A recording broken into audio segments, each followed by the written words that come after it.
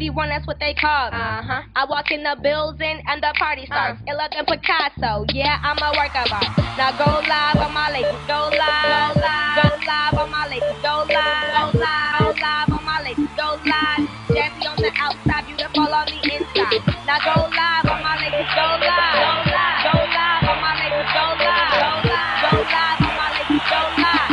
Jazzy on the outside, beautiful on the inside.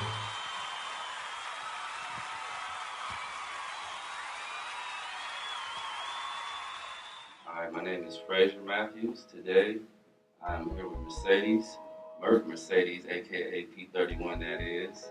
And today she'll be doing a concert today here at the George Washington Community Center. Tell us the reason why you're here today fully as far as sending your message across and your music and as far as the performance as far as for the concert today. Explain that. Yeah, so I am just so excited because, I've been doing this for professionally for about 4 years now, and this is my first time doing a solo tour. So basically, I got signed to a recording contract back in 2013 with Mr. Dale, who is an ex-3 6 Mafia member. So he actually became an artist and started doing gospel, and so he ended up picking me up after seeing me at a competition. So since then, I put out my first album, which did really well, and I had a song on there called P31.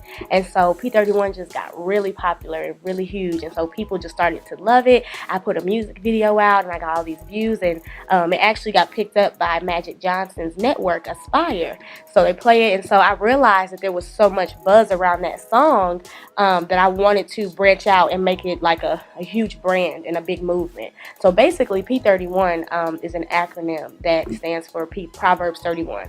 And so, of course, that's all about women and just how beautiful they are and rare and just how much God loves us. And so after looking at our community and just what's happening with the women these days, I just felt like they needed a voice of encouragement, a voice of inspiration, just to know that they are valuable, that they're beautiful, that they don't have to, look at what mainstream is doing and change their bodies in order to be accepted, or they don't have to be sleeping with men and, doing a bunch of degrading stuff. And so I just wanted to be that role model and have that voice.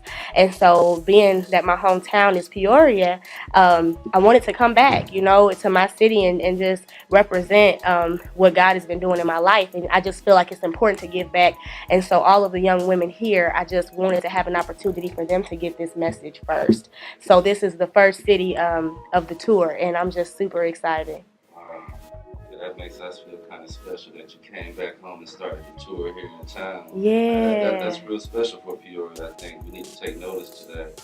I had a chance to see some of your testimonies online, hearing you speak about the empowerment and the encouragement of ladies, not just young ladies, but all women everywhere, how important their lives are to society.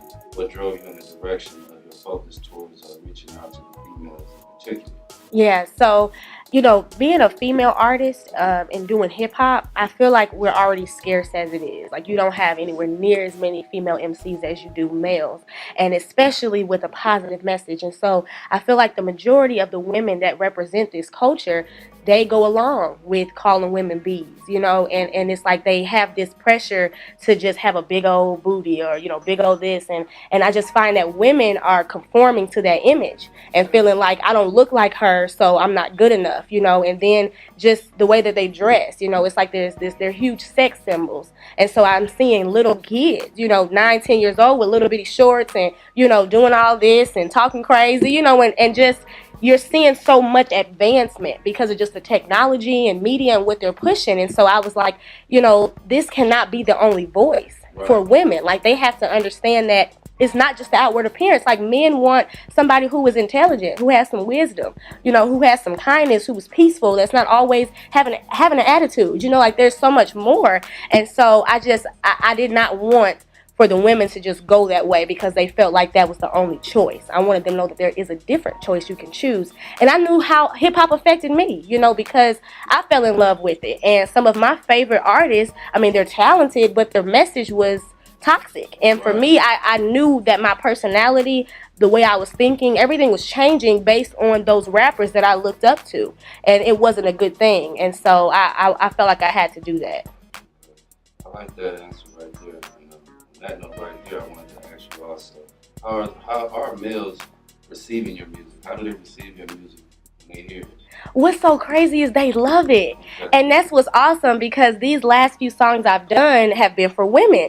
But it's like they'll be in a concert, like bobbing their head, and then afterwards they'll be like, dang, I felt like I shouldn't be jamming to that, but it was still bumping. And I'm like, that's what's up, and they're like, when you gonna do a song for the guys?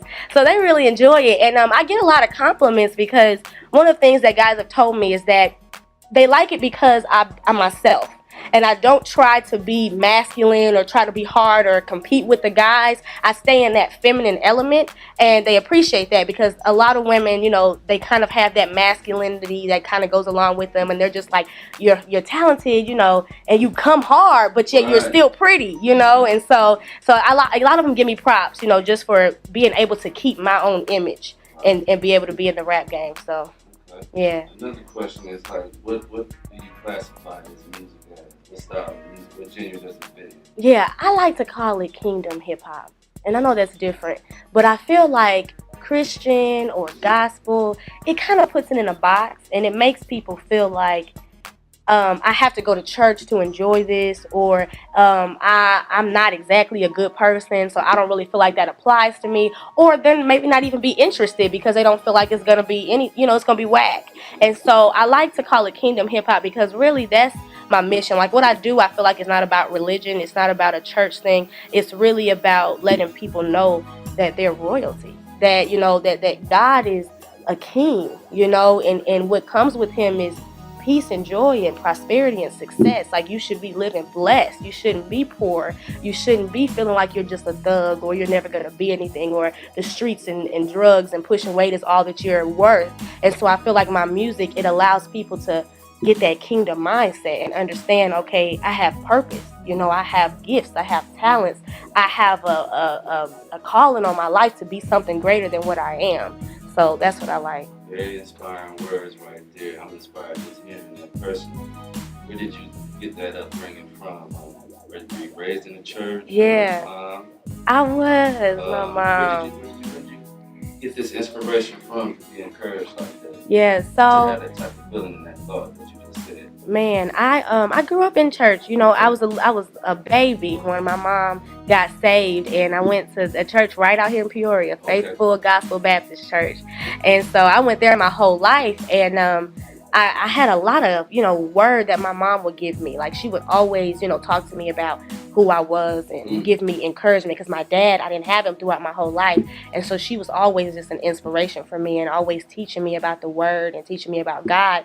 But when you're a child, you just kind of listen to what your mom says, and it's not until you actually go through things yourself to understand that it's real for you. And so I would say that my upbringing, it planted a lot of seeds in me, that when I got older, I left the church and I just kind of went out into the world, and I went through a lot of stuff, and it was when I was 22 years old that I felt like God was calling me back, that I was still empty, like it just wasn't the same. And so once I made that decision, I just began to see how real God was. And it wasn't necessarily about, well, mama said don't do this or mama said don't do that. It was like I've been through it by myself to know that it's better to do this with God, and so just having great churches and having great pastors, and like my manager now, he's also my pastor, and he's so down to earth, and he's taught me so much more about just relationship with God rather than just a religious thing, and so that has really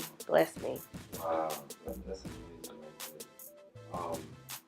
Also, okay, what did you do in Peoria while growing up? What kept you grounded? Did you play any sports? Yes. You went to Richmond, or? I actually went to Central. So it was so cool because here we had the opportunity to be in arts programs, and so like when I was younger, I went to Roosevelt Magnet. And of course, that's a performing arts school. So that's where I kind of started doing the singing and the dancing and the acting and stuff. So my mom always kept me in a lot of those programs. And, that's the problem with kids is if you don't channel their energy, they're going to do negative things because they need somewhere, to be able to put that stuff. And my mom made sure that I knew to keep my energy channeled. And so I did that, and I started doing plays. Like my first play, I was Dorothy in The Wizard of Oz in 8th grade. And when I did that, that's when I knew, like, I want to perform, like I want to be on stage. But I knew that I liked acting, so I didn't really expect to be in music. And so I went to Peoria High, went to Central, and I did drama and all that stuff there, and did plays, Peoria Players, and I was always doing community theater. So, but when I got older, that's when I discovered the rap gift, and so but now I get to do a little bit of both, which is cool.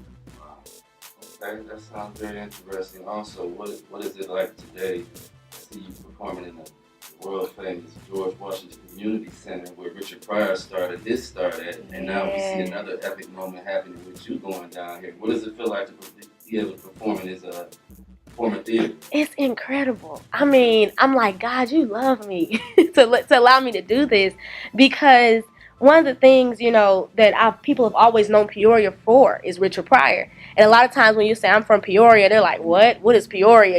So I would always say outside Chicago. But if I say Richard Pryor, oh, yeah, we know where that's at. Right. And so it's monumental, for him to be so successful and be so great and come from right here and be on these grounds. And for me to come here is amazing. And an added thing to that is, I was in Florida when I met my manager, and he lives in Memphis. So I moved to Memphis to pursue my music career, and he was telling me the other day that Richard Pryor's first recording contract to actually record his comedy he did at the Stax Museum in Memphis. And so I'm like, so he's like, both of y'all started in Peoria and got recording contracts in Memphis. Like, that's crazy. And I'm like, wow, that is. That's new information to me, right? Yeah. I learned something new on that. I'm like one of Richard Pryor's main fans. Yeah. At home. I love this stuff. Man, he was awesome, a genius. Okay. Yeah. We won't take too much more of your time up because I know you're pretty, busy. You got to get back to what you're doing. But what have you got a chance to get around Peoria, see old friends and family since you've been back? Yeah, I haven't had a chance to do a whole lot because we got back yesterday and we kind of been running. But I got to see my dad last night, and my dad's actually in the hospital, and he was really, really sick. But I'm so thankful because the timing of me being able to be here and just being able to see him and just pray for him, he's getting better. He's healing, and that's just a blessing for me. And so I know he's going to be fine, but I'm looking forward to seeing a lot of family and friends tonight. So I know people are coming out to support me from high school, middle school, and people I haven't seen in years. So I can't wait for them to just see, to the show tonight. Yeah. Okay, well, we're glad you sat down with us for a few minutes and got a chance to talk to us. We really appreciate this. We admire you. We pushing for you. We're fans of you. We hope you go to the top of whatever it is that you do. Have great success with it. God bless you and make the best of this. We'll sit back and check out the show and have a good time. Awesome. Thank you so much for having me. It's been an honor. All right. God bless you. God bless you too.